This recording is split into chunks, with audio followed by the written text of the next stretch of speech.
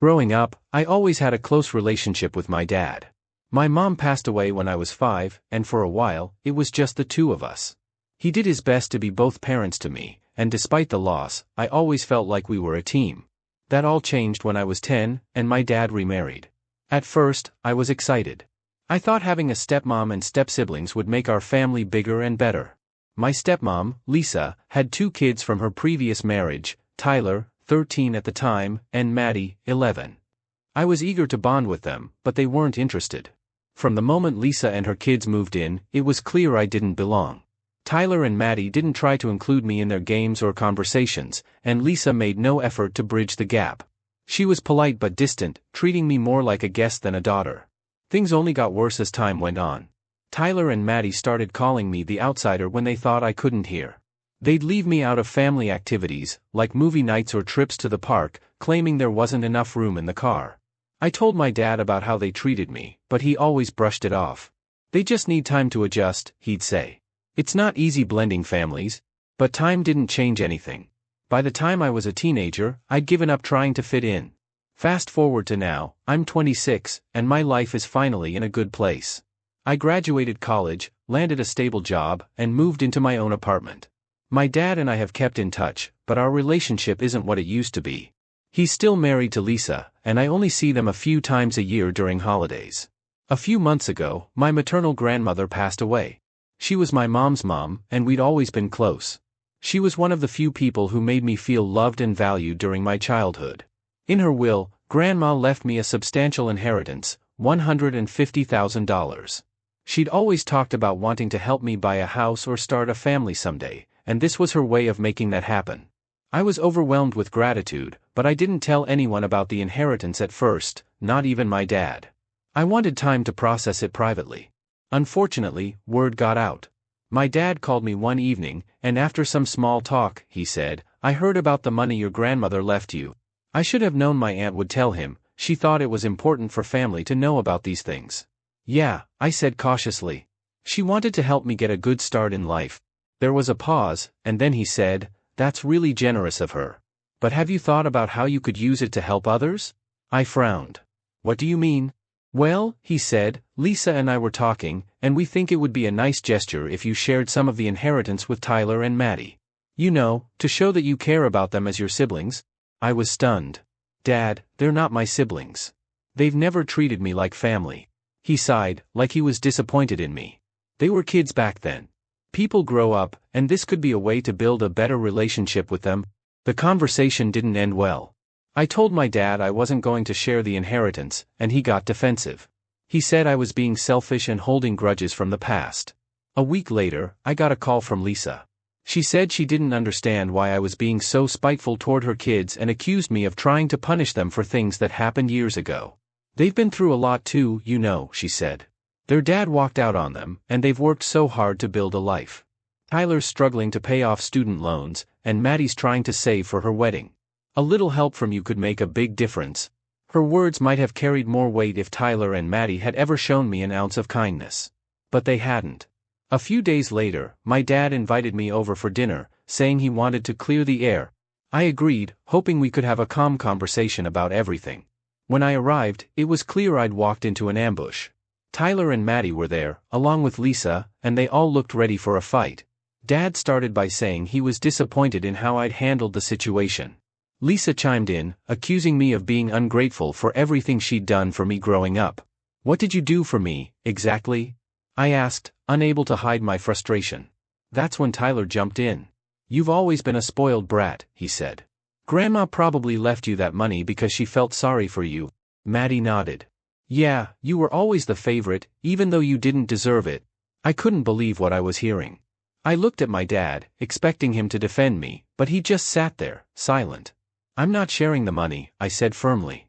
"Grandma left it to me because she knew how you all treated me. I'm done feeling guilty for something that isn't my fault." I left before they could say anything else.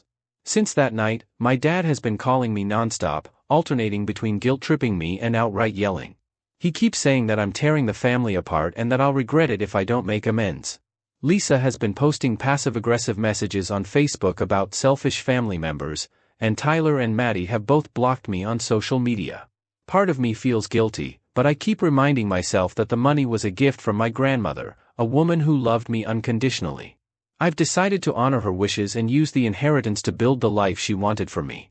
Despite my firm decision to keep the inheritance, the drama hasn't died down. In fact, it's escalated to a level I never anticipated. My resolve has been tested repeatedly, but I keep reminding myself that this money is not just a financial safety net, it's a symbol of the love my grandmother had for me, and I won't let guilt strip that away. A few days after I told my dad I wouldn't share the money, Lisa showed up at my apartment unannounced. She didn't knock, just pounded on the door like she was about to break it down. When I opened it, she immediately started yelling. "You're unbelievable," she snapped. "After everything we've done for you, you're going to turn your back on this family?" I stared at her, stunned. "Lisa, what exactly have you done for me? You and your kids treated me like an outsider my entire life." Her face turned red. "I put a roof over your head, didn't I? I fed you, clothed you. You married my dad," I interrupted.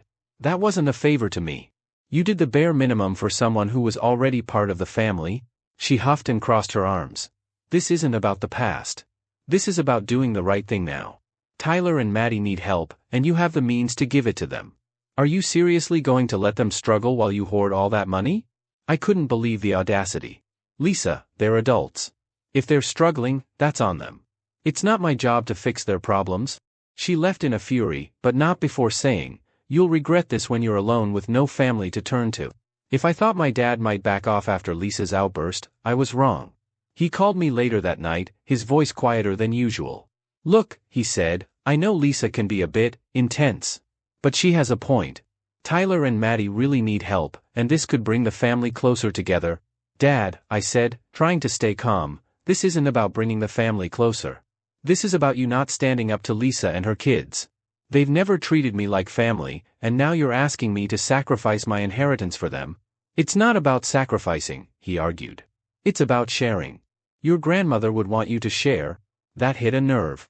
"Don't you dare speak for Grandma," I snapped. "She knew exactly what she was doing when she left that money to me. If she wanted Tyler and Maddie to have it, she would have included them in the will." He fell silent, then sighed. "I just don't want this to tear us apart." "It's not me tearing us apart," I said firmly. "It's you and Lisa trying to force me into something I don't want to do." Things came to a head a week later when Tyler and Maddie showed up at my workplace. I work in a small office, and seeing them walk in uninvited was both embarrassing and infuriating. Tyler started right away, his voice loud enough for my coworkers to hear. "So this is what you're spending Grandma's money on? A fancy office job while the rest of us struggle." Maddie chimed in, "You're so selfish. Do you even care about what this is doing to Dad?"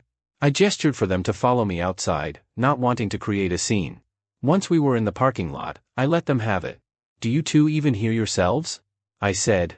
"You've never treated me like family, and now you expect me to hand over money that has nothing to do with you." Tyler rolled his eyes. "Oh, cry me a river. You've always been Grandma's favorite. We didn't get anything because she never liked us. She didn't like you because you were awful to me." I shot back. "You called me the outsider for years, excluded me from everything, and now you think you're entitled to my inheritance?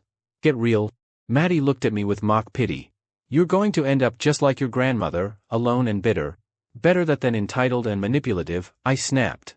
They left after that, but the encounter left me shaken. I couldn't believe how far they were willing to go to guilt me. Amid all the chaos, I got a surprising message from my aunt, my mom's sister. She'd heard about what was going on through the family grapevine and reached out to offer her support. "I know this must be hard," she said. "Your dad and Lisa are way out of line. Your grandmother would be so proud of you for standing your ground." Her words brought me to tears. For so long, I'd felt like I was fighting this battle alone, but knowing that someone else saw the truth made all the difference. She even offered to help me set up a financial plan for the inheritance, ensuring that I could use it wisely and securely. The last straw came when I found out that Lisa had been telling people I'd stolen the inheritance. She conveniently left out the part where it was left to me in Grandma's will, instead framing it as though I'd somehow cheated her and her kids out of what they were owed. When I confronted my dad about it, he admitted he knew but hadn't said anything. "I didn't want to make things worse," he said. "Worse for who?" I asked.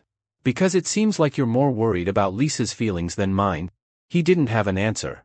At that moment, I realized I couldn't keep trying to maintain a relationship with people who didn't respect me. I told my dad I needed space and that I wouldn't be attending family gatherings for the foreseeable future. He tried to argue, but I stood firm. I love you, Dad, but I can't keep doing this. If you ever decide to put me first for once, you know where to find me. It's been a few weeks since I cut ties, and while it's been hard, I finally feel like I can breathe. With my aunt's help, I've started planning how to use the inheritance to build a future for myself, a future my grandmother would have been proud of. As for my dad, Lisa, and her kids, I don't know what will happen. Part of me hopes they'll come to their senses, but I'm not holding my breath. For now, I'm focused on moving forward, free from the guilt and manipulation that have weighed me down for so long. Update: it's been a few months since I last shared my story, and I honestly didn't expect things to escalate as much as they have. The fallout from my decision to keep my inheritance has spiraled in ways I could never have imagined. I've learned some hard truths about my family, made some tough decisions, and discovered a surprising ally along the way. Shortly after I decided to go no contact with my dad and Lisa, I started hearing rumors through mutual family members. Lisa had ramped up her efforts to vilify me, telling anyone who would listen that I'd stolen the inheritance and left my dad to fend for himself against financial ruin. Apparently, she's been telling people that my grandma intended for the money to be shared with the whole family but that I manipulated her into leaving it solely to me. I even heard through one of my cousins that Lisa claimed I'd been pressuring my grandmother in her final days, which couldn't be further from the truth. The most frustrating part is how many people seem to believe her. Family members I haven't spoken to in years started messaging me, accusing me of being selfish and heartless. What hurt the most, though, was my dad's silence. I'd hoped that, even if he didn't openly support me, he'd at least set the record straight about Lisa's lies. But instead, he's chosen to stay quiet. When I reached out to him directly, asking why he wasn't defending me, his response was infuriating. "Lisa is just upset," he said. "She's venting. It's better if we all just move on and let things blow over." "Blow over?" I said, barely keeping my voice steady. "Dad, she's telling people I manipulated Grandma on her deathbed. How can you just sit back and let that happen?" He sighed. "I don't want to take sides. This family has been through enough." That was the moment I realized my dad wasn't going to stand up for me, ever. If Lisa's smear campaign wasn't bad enough, Tyler and Maddie decided to take things a step further. They started messaging me directly, demanding that I do the right thing and share the inheritance. "You're ruining this family," Tyler wrote in one particularly heated message. "Mom and Dad are struggling because of you, and all you care about is yourself." Maddie chimed in a few days later, "It's disgusting how greedy you are. Grandma would be ashamed of you." I blocked them both after that. Amid all the chaos, my aunt, my mom's sister, stepped in again, and this time she came with receipts. She told me she'd been quietly gathering evidence of Lisa's lies and manipulations, and she had plenty to share. One of the most damning pieces was a message Lisa had sent to another relative, boasting about how she planned to guilt me into handing over the money. In the same message, she admitted that Tyler and Maddie didn't really care about me but that they were useful for putting pressure on me. My aunt also uncovered that Lisa had been pushing my dad to co-sign a new loan to cover some of Tyler's debts, something she hadn't mentioned to me or anyone else.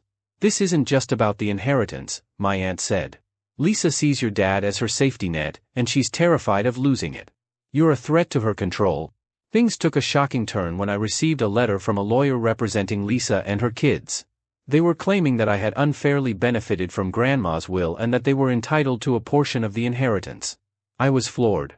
Not only was their claim baseless, Grandma had made her wishes explicitly clear in her will, but the audacity of it all left me speechless. Thankfully, my aunt connected me with a lawyer, who assured me that their case had no merit. Still, the fact that they were willing to take things to this level showed me just how far they were willing to go. A few weeks after the legal threat, my dad reached out, asking to meet. I was hesitant, but part of me still hoped that he might finally see reason. When we met at a coffee shop, he looked tired and defeated. "I don't want this to tear us apart," he said. "This family is falling apart, and I just want us to find a way forward." I took a deep breath. "Dad, I've been trying to move forward, but Lisa and her kids won't stop coming after me. They've lied about me, spread rumors, and now they're threatening legal action. How am I supposed to move forward with that hanging over me?" He looked down at his coffee. "Lisa means well. She just wants what's best for her kids." "Her kids?" I said, my voice rising. "What about your kid, Dad? Do I not matter?" He didn't have an answer. After that meeting, I decided I needed to take more drastic action to protect myself. With my aunt's help, I've started the process of legally protecting the inheritance, ensuring that Lisa, Tyler, and Maddie can't touch it no matter what. I've also decided to go no contact with my dad, at least for the time being. It breaks my heart, but I can't keep subjecting myself to the constant manipulation and betrayal. As for Lisa and her kids, I've blocked them on every platform and instructed my lawyer to handle any further communication. It's been a few weeks since I made these changes, and for the first time in months, I feel a sense of peace. The smear campaign has started to die down, and I'm focusing on my own life and future. My aunt and I are even making plans to honor Grandma's memory by donating a portion of the inheritance to a charity she cared about. It feels good to know that, even in the face of all this chaos, I can still do something meaningful. I don't know what the future holds for my relationship with my dad, but for now, I'm prioritizing myself, and I think Grandma would be proud of that. TLDR, Lisa's smear campaign escalated into legal threats, and my dad's refusal to stand up for me forced me to go no contact. With the help of my aunt, I'm protecting my inheritance and moving forward, finally free from the toxicity of my stepfamily.